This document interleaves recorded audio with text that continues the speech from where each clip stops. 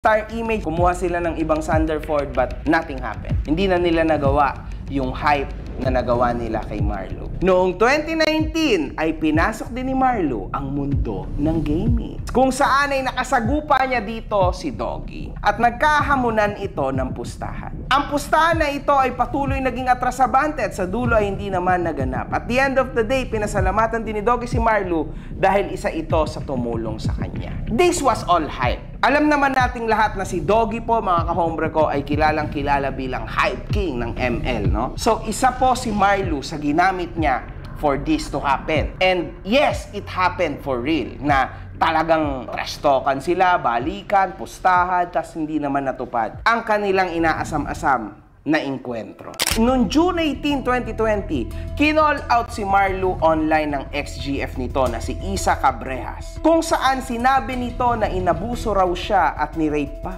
Dumating din sa punto na umabot pa ito na ipinatulfo siya ng kanyang ex-girlfriend, mga kahombre ko. Miss Isa! Po. Okay, ano po itong reklamo nyo laban sa inyong ex? Sinasaktan niya po ako. Bakit nangyayari po yung pananakit? Anong problema niya, ma'am? Pinilit niya po ako na may mangyari po sa akin. At kapag ayaw mong gawin yon, Sinaktan niya po ako. Noong July 17, 2020, inihayag po ni Marlo sa SOCMED na siya raw ay parte ng LGBTQ community.